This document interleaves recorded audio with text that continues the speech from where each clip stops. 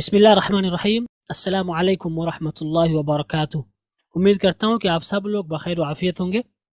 आज हम पढ़ेंगे अपनी अगली कहानी, जो कि है कहानी नंबर 20, और ये कहानी है टू टेल द ट्रुथ, यानी सच बोलना। ठीक, तो हम शुरू करते हैं अपनी आज की ये कहानी।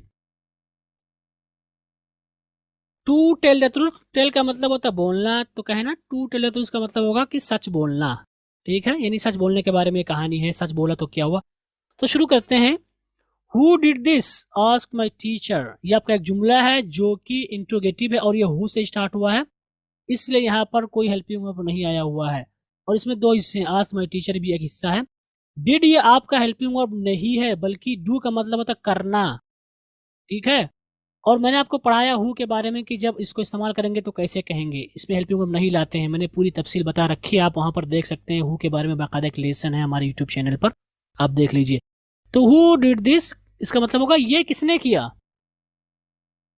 आस्क माई टीचर, यानी माई टीचर आस्क, मेरे उस्ताद ने पूछा। ओके, उसके बाद 30 children try to think about not only what they had done but also, इसको आप क्या पढ़ेंगे, also. Okay, also what our teacher may have found it. ये पूरा आपका जुमला है। 30 children try to think about, ये आपका एक जुमला है जो कि है पास्ट इंडेफिनिट अफर्मेटिव में। 30 चिल्ड्रन का मतलब 30 बच्चों ने। ट्राई टू थिंक का मतलब होता है सोचने की कोशिश करना, तो 30 चिल्ड्रन ट्राई टू थिंक का मतलब होगा कि 30 बच्चों ने सोचने की कोशिश की। किस बारे में, अबाउट बारे में, नॉट ओनली सिर्फ इस बारे में नहीं, किस बारे में, व्हाट दे हैड डन। ये आपका पूरा एक जुमला है, ठीक है, जो कि पास्ट परफेक्ट में है। व्हाट का मतलब जो होगा, यहाँ पर क्या के माने में नहीं होगा। ठीक है, दे ये आपका सब्जेक्ट बन रहा है, हैड आपका हेल्पिंग वर्ब है, डन ये परफेक्ट में पास्ट में, हैड डन ये आपका करने के माने में। ठीक है, the 30 children try to think not only about what they had done, कि जो 30 स्टूडेंट थे या जो 30 बच्चे थे, उन लोगों ने सिर्फ उसके बारे में नहीं सोचना शुरू किया या कोशिश की जिसको उन्होंने किया था, बट ऑल्सो, यानी दो चीजें थी, ये भी उन्होंने सोचना शुरू किया या सोचने की कोशिश की, what our teacher may have found out. असल में ये असल जुमला आपका इंट्रोगेटिव सवालिया है, लेकिन चूंकि इससे पहले जुमला जुड़ गया है तो इससे पॉजिटिव हो गया है, और ये जुमला आपका मॉडल में है। मे हैव का मतलब होता है, इसका इस्तेमाल करते हैं कोई काम हो चुका होगा इस माने में। ठीक है, but also what our teacher may have found it, और इस बारे में भी सोचने लग गए कि उनके टीचर को क्या पता चल जाएगा, यानी जो कुछ उनके टीचर को पता चल जाएगा उसके बारे में भी वो सोचने लग गए, यानी क्या उन्हें पता चलेगा उस बारे में भी वो सोचने लग गए।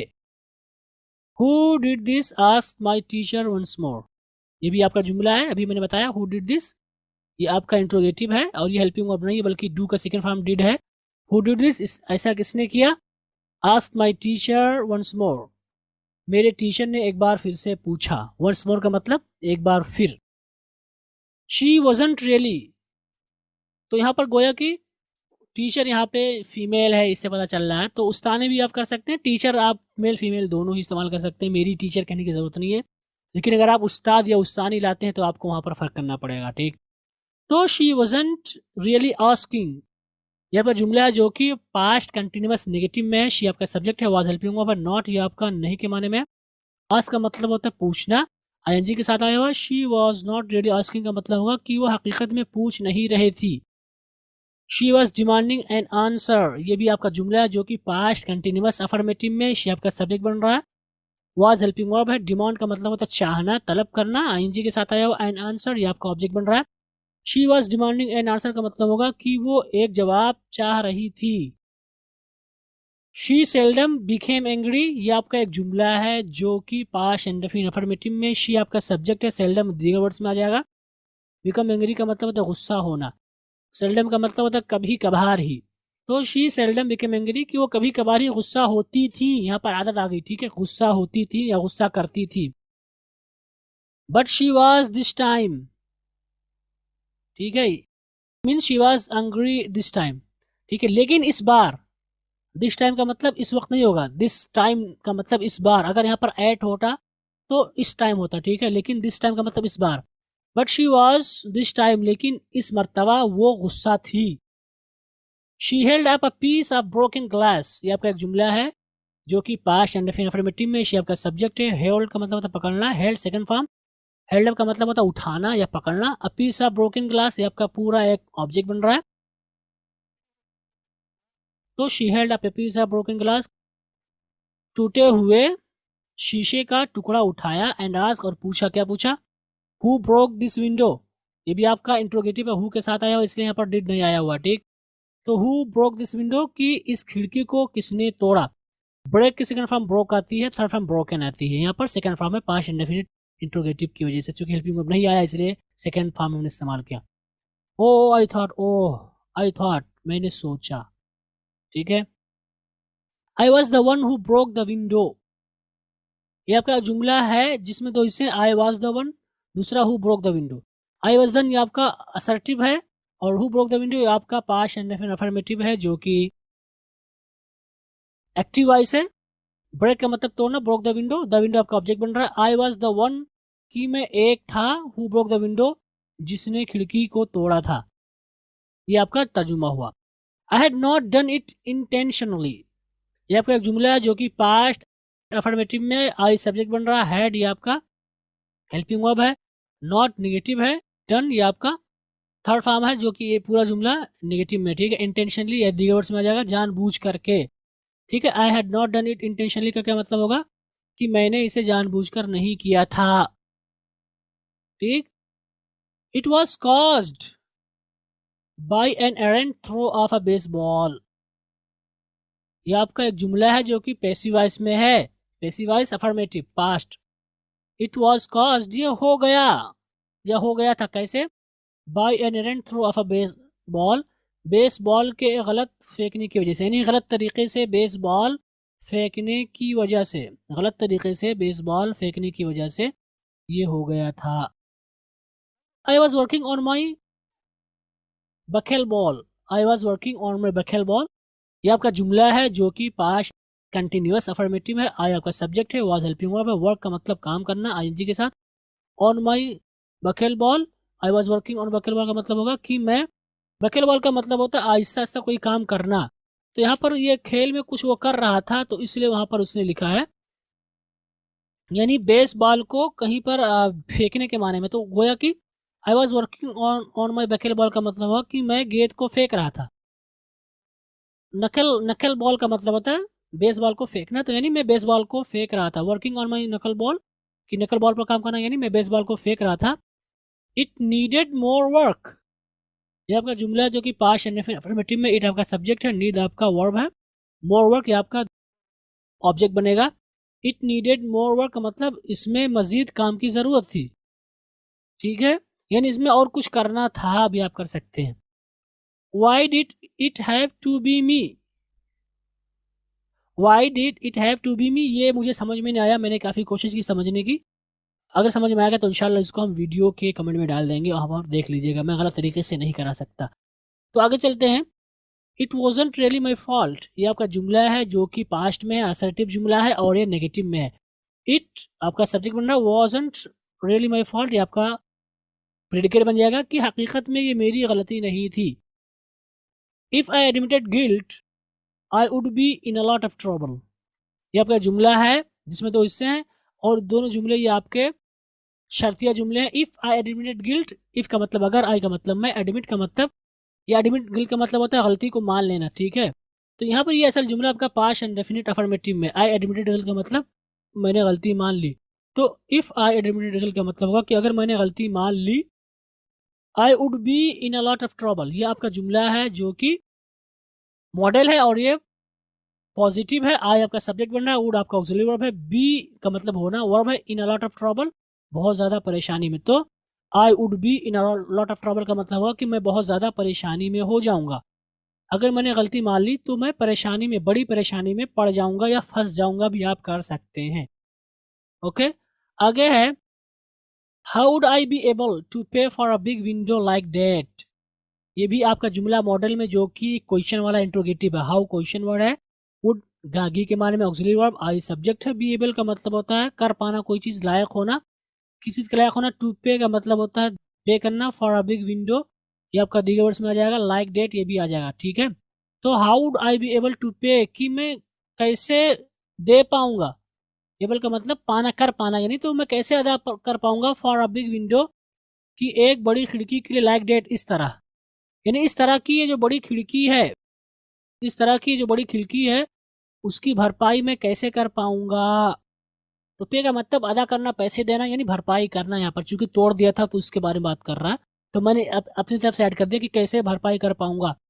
तो बीएबल का मतलब होता है कोई चीज कर पाना, कादिर होना। तो यहाँ पर मैंने कर पाऊंगा कहा, कि कादिर होने ऐसा कुछ नहीं मैंने कहा, ठीक, वही माना हुआ। उसके बाद है आई डिडेंट इवन, यहाँ पर इसको आप इवन पढ़ेंगे, इवन नहीं, I didn't even get an allowance. ये आपका एक जुमला है जो कि पास्ट नेगेटिव में है। आई आपका सब्जेक्ट बनना है, डिडेंट ये आपका हेल्पिंग वर्ब नॉट है, इवन ये आपका डिगवर्ड्स में आ जाएगा, गेट का मतलब पाना, हासिल करना, एन अलाउंस आपका ऑब्जेक्ट बन रहा है। तो I didn't even get an allowance का मतलब होगा मुझे खर्चा भी नहीं मिला था। आई डिड नॉट गेट, मुझे नहीं मिला था, या मैंने नहीं लिया था, या मैंने नहीं पाया था, यानी मुझे खर्चा भी नहीं मिला था। अलाउंस का मतलब होता है उजरत। इसी तरह से अलाउंस का मतलब होता है जो कुछ खर्चा आपको मिलता है रहने सहने के लिए, खाने पीने के लिए, उसको भी हम अलाउंस बोलते हैं। अब इसको किराए के माने भी अलाउंस इस्तेमाल होता है, उजरत के माने भी। तो यहाँ पर यानी खर्चे के माने मिलेंगे कि मुझे खर्चा भी नहीं मिला था। ओके, उसके बाद है my father is going to have a fit. ये आपका जुमला है जो कि असल में प्रेजेंट कंटिन्यूअस अफर्मेटिव में माई फादर सब्जेक्ट है, इज हेल्पिंग वर्ब है, गोइंग टू, गोइंग का मतलब जाना, have a fit, have a fit का मतलब होता है बहुत ज्यादा गुस्सा होना, ठीक है। हैव अ फिट का मतलब होता है बहुत ज्यादा गुस्सा होना। तो my father is going to have a fit का मतलब होगा मेरे अब्बू गुस्सा होने जा रहे हैं बहुत ज्यादा। तो ये कंटिन्यूअस का तर्जुमा प्रेजेंट का, लेकिन हम इसको फ्यूचर में कर देंगे। हम क्या कहेंगे, my father is going to have a fit का मतलब होगा मेरे अब्बू गुस्सा हो जाएंगे। ओके, मेरे अब्बू गुस्सा हो जाएंगे बहुत ज्यादा।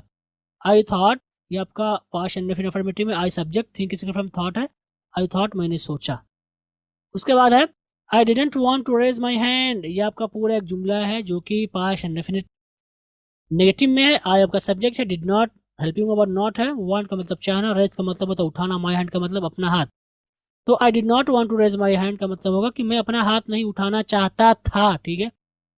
यहाँ पर था का तर्जुमा करेंगे कि मैं अपना हाथ नहीं उठाना चाहता था, बट लेकिन some force much stronger than I was. ये आपका पूरा एक जुमला हुआ। बट लेकिन सम फोर्स की कुछ ऐसी ताकत, मच स्ट्रॉन्गर जो बहुत ज्यादा ताकतवर थी, देन बिलमुकाबिल आई वॉज मैं था, यानी जितना ताकतवर मैं था उसके बिलमुकाबिल, ठीक है, आई वॉज जितना ताकतवर मैं था उसके बिलमुकाबिल कुछ ताकतवर ताकतों ने पुल्ड इट। ये पूरा सब्जेक्ट बन रहा है, but some force much stronger than I was, ये पूरा आपका सब्जेक्ट बन रहा है, ठीक है, ये पूरा सब्जेक्ट बन रहा है। पुल्ड इट, उसने उठा दिया इसे स्काईवर्ड ऊपर, ठीक है, मैं हाथ नहीं उठाना चाहता था लेकिन मुझसे ज्यादा ताकतवर अंदर की जो ताकतें थी उन्होंने इस हाथ को ऊपर उठा दिया, ठीक। आई टोल्ड द ट्रूथ, ये आपका सेंटेंस है जो कि पास्ट अफर्मेटिव में आई का सब्जेक्ट है, टिल की सेकंड फॉर्म टोल्ड आती है, सेकंड फॉर्म है द ट्रूथ, ये आपका ऑब्जेक्ट है। आई टोल्ड द ट्रूथ का मतलब हुआ कि मैंने सच कह दिया, आई डिड इट, मैंने इसे किया है, या मैंने इसे किया, अगर आप है नहीं लाना चाहते हैं चूंकि है नहीं इसमें, तो मैंने इसे किया। और ये आपका जुमला है पास्ट अफर्मेटिव में, सब्जेक्ट डिड ये आपका हेल्पिंग वर्ब नहीं बल्कि डू का सेकंड फॉर्म है, करने के माने में, इट आपका ऑब्जेक्ट, आई डिड इट, मैंने इसे किया। आई सेड नो मोर, ये आपका जुमला है, आई सब्जेक्ट, सेड के माने में होता है कहना, सेकंड फॉर्म, नो मोर आपका ऑब्जेक्ट बन जाएगा। तो आई सेड नो मोर कि मैंने मजीद कुछ नहीं कहा, सिर्फ इतना कहा। ओके, अगर आप इसको नो मोर को ऑब्जेक्ट ना माने तो पूरा जुमला बन जाएगा नेगेटिव में चला जाएगा, अगर नो मोर को अगर आप ऑब्जेक्ट ना माने तो ये नेगेटिव में चला जाएगा, ठीक। It was hard enough to say what I had. Okay, it was hard enough to say what I had, ठीक है, इट वॉज हार्ड एनफ कि बहुत ज्यादा मुश्किल था, टू से कहना, व्हाट आई हैड जो कुछ मैंने किया था, व्हाट आई हैड का मतलब जो कुछ मैंने किया था। तो जो कुछ मैंने किया था ये कहना मेरे लिए बहुत मुश्किल था। ओके, आगे क्या हुआ, आगे हुआ my teacher went to one of our library shelves and took down a book. ये आपका पूरा जुमला है जो कि पास्ट एंड डेफिनिट अफर्मेटिव में है। My teacher went to one of our library shelves, ये आपका पूरा जुमला, ठीक है। माई टीचर ये आपका सब्जेक्ट बन रहा है, गो का सेकंड फॉर्म वेंट आती है, to one of the library shelf, library shelf का मतलब होता है लाइब्रेरी में जो अलमारियां होती है वो मुराद है। ठीक है। तो my teacher went to one of our library shelves, की हमारी जो उस्तादनी थी या हमारी जो टीचर थी, आप कर दीजिए मोनस का लिहाज करते हुए, वो गई हमारी लाइब्रेरी की एक अलमारी की तरफ, ठीक। And took down a book, take down का मतलब होता है नीचे उतारना या लेने के माने में आप ले सकते हैं, ये भी आपका सेकंड फॉर्म है टेक डाउन, लेना। अ बुक आपका ऑब्जेक्ट बन रहा है, and took down a book, और उन्होंने एक किताब ली। She then began walking towards my desk, ये पूरा आपका जुमला है जो कि पास्ट इंडेफिनिट अफर्मेटिव में है। शी आपका सब्जेक्ट बन रहा है, बिगेन सेकंड फॉर्म बिगन की शुरू करना, क्या शुरू करना, वॉकिंग, ये आपका ऑब्जेक्ट बन सकता है। टुवर्ड्स माई डेस्क, टुवर्ड्स का मतलब की जा रही, माई डेस्क का मतलब मेरी मेज।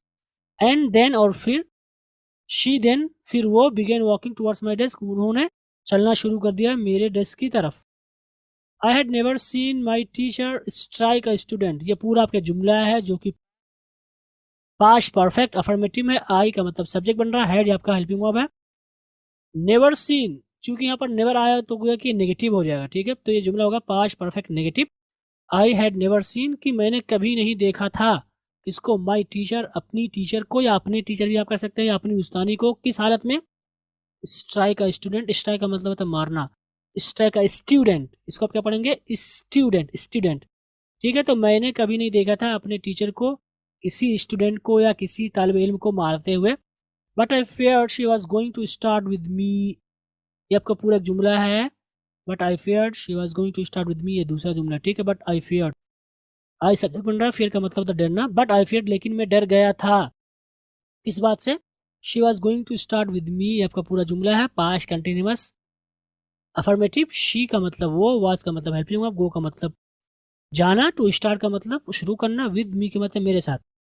She was going to start with me, कि वो मेरे साथ शुरू करने जा रही थी, यानी मुझसे शुरू करने जा रही थी। उन्होंने कभी नहीं मारा, लेकिन मैं डर गया था कि वो मुझसे शुरू करने जा रही थी, okay. And she was going to use a book for the swatting, ये भी वही चीज है। And she was going to use a book for swatting का क्या मतलब होगा, और वो जा रही थी एक किताब इस्तेमाल करना, ठीक है। She was going to use, कि वो स्टार्ट करने जा रही थी,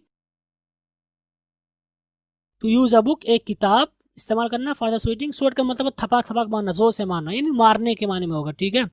तो and she was going to use a book for the swatting, कि वो जो है मारने के लिए किताब इस्तेमाल करने जा रही थी। I know how you like birds, ये आपका एक जुमला है, इसमें दो हिस्से हैं। आई नो, ठीक है, ये आपका जुमला, हाउ यू लाइक बर्ड्स, ये आपका दूसरा जुमला है। तो आई नो का मतलब मैं जानती हूँ, हाउ यू लाइक बर्ड्स, इसको आप जो है क्वेश्चन नहीं मानेंगे, इसलिए आपका जो जुमला है ये एक्सक्लामेटरी वाला, यानी ताज्जुब की, तुम कितना ज़्यादा पसंद करते हो।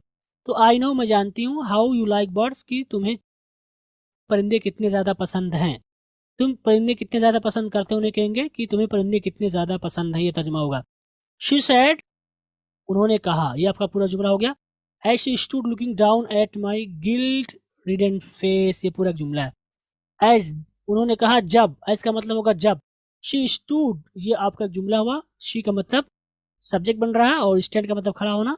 शी स्टूड, जब वो खड़ी हुई, लुकिंग डाउन, लुक डाउन का मतलब होता है नीचे देखना, eight my guilt ridden face, guilt का मतलब होता है गलती, राइट का मतलब होता है सवार होना, फेस का मतलब होता है चेहरा। तो गिल्ट रिडन फेस का मतलब होगा कि वो चेहरा जिस पे गलती सवार थी, यानी वो चेहरा जिस पर गलती के आसार दिख रहे थे, ठीक है, गलती के आसार दिख रहे थे, गलती से वो शर्मिंदा था, तो उस चेहरे की तरफ उन्होंने लुक डाउन हकारत से देखा, ठीक है। लुक डाउन का मतलब होता है हकारत से देखना, ठीक है। तो उन्होंने, वो खड़ी हुई और उन्होंने हकारत के साथ या गुस्से इसमें आप कर सकते हैं, मेरे गलती का एहसास जिस चेहरे पर जाहिर हो रहा था उसको देखा। Here is that field guide about birds that you are constantly checking out, ये पूरा आपका जुमला है। Here is that field guide, ये आपका जुमला है, ठीक है, यहाँ तक।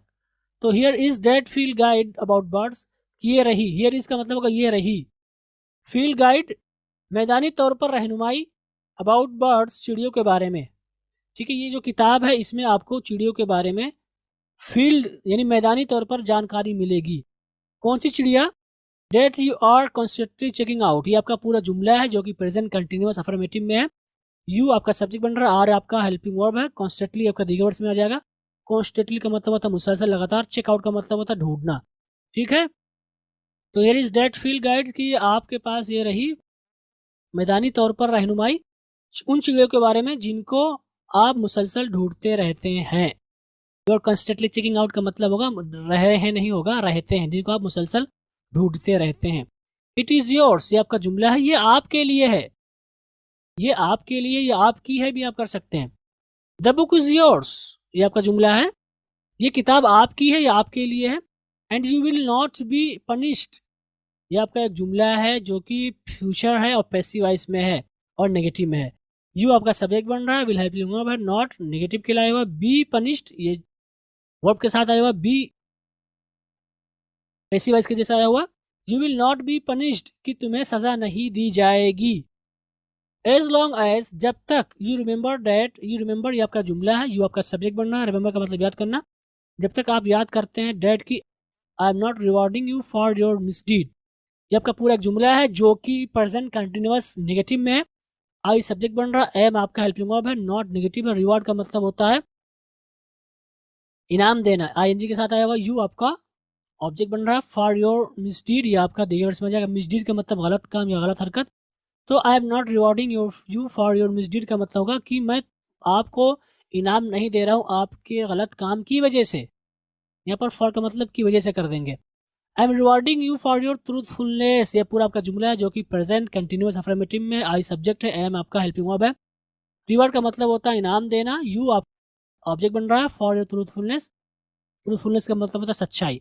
तो I M rewarding you for your truthfulness का मतलब होगा कि मैं आपको इनाम दे रही हूँ आपकी सच्चाई के लिए, यानी आपकी सच्चाई की वजह से। तो ये है इसका ट्रांसलेशन, और मुझे लगता है कि आपको कहानी जरूर समझ में आई होगी। इस कहानी में हमें क्या सबक दिया गया है? हमें कहा सबक दिया गया है, do not be like persons on हुम एडवाइस हैज नो इफेक्ट। ठीक है, ये आपका जुमला है जो कि इम्परेटिव है, नेगेटिव में है। ठीक है, do not be like persons कि आप ऐसे इंसान की तरह ना हो जाएं, ऑन हुम जिस पर एडवाइस हैज नो इफेक्ट कि मशवरे का कोई असर नहीं होता है। तो आप ऐसे आदमी ना बने जिसका मशवरे पर कोई असर नहीं होता है। They require punishments to improve them. ठीक है, तो एक चीज तो है ऐसे आदमी जिन पर मशवरों का कोई असर नहीं होता है, और दे रिक्वायर ये आपका पूरा जो जुमला है ये प्रेजेंट इंडेफिनिट अफर्मेटिव में, दी आपका सब्जेक्ट है, रिक्वायर का मतलब होता है चाहना, ये आपका वर्ब है। पनिशमेंट का आपका ऑब्जेक्ट बन जाएगा, टू इम्प्रूव देम ये आपका दिए वर्ड्स में आ जाएगा। तो they require punishment to improve them कि उन्हें जरूरत होती है इसलाह करने के लिए सजाओं की। तो आप ऐसे इंसान ना बने जिस पर जो है मशवरों का कोई असर नहीं होता है, और ऐसे इंसान ना बने जिनको जरूरत होती है सजाओं की उनकी इसलाह के लिए। ठीक, आगे, a sensible man acquires guidance through advice, ये आपका पूरा जुमला है जो कि प्रेजेंट इंडेफिनिट अफर्मेटिव में है। अ सेंसिबल मैन आपका सब्जेक्ट बन रहा है, एक्वायर्स फेल है, एक्वायर्स का मतलब होता है चाहना, गाइडेंस आपका ऑब्जेक्ट बन रहा है, थ्रू का मतलब होता है के जरिए से, एडवाइस का मतलब मशवरा। तो असेंसिबल मैन की एक हसास आदमी वो तलब करता है रहनुमाई को या पा लेता है रहनुमाई को थ्रू एडवाइस मशवरों के जरिए या मशवरे के जरिए। While brutes and beasts always improve through punishments, यह भी आपका एक जुमला है जो कि प्रेजेंट इंडेफिनिट अफर्मेटिव में, वाइल का मतलब जबकि, ब्रूट्स एंड बीट्स ये आपका सब्जेक्ट बन रहा है। ब्रूट्स का मतलब जानवर हैवान, बीट्स का मतलब ये भी हैवान होता है लेकिन फाड़ खाने वाला हैवान, फाड़ कर जो खा लेते हैं शेर वगैरह, दरिंदे जिसे आप कहते हैं। तो जानवर या हैवानात और दरिंदे ऑलवेज इंप्रूव, वो तरक्की करते हैं, यानी वो अपनी इसलाह करते हैं थ्रू पनिशमेंट सजाओं के जरिए। ठीक, तो जो जानवर होते हैं उनको आप मशवरा देंगे तो वो नहीं समझेंगे ना, उनको मारना पड़ेगा तभी जा करके वो समझेंगे। तो यहाँ पर वही कहा गया कि हमें एक ऐसा इंसान बनना चाहिए कि हम जो है अपनी इसलाह कर लें मशवरों के जरिए, हमें सजा की जरूरत ना पड़े। तो ये कहानी रही, ये इसका एक्सप्लेनेशन है, ये इसका तर्जुमा रहा। उम्मीद करता हूँ कि आपने इस सबक को भी समझा होगा, इस कहानी को भी समझा होगा।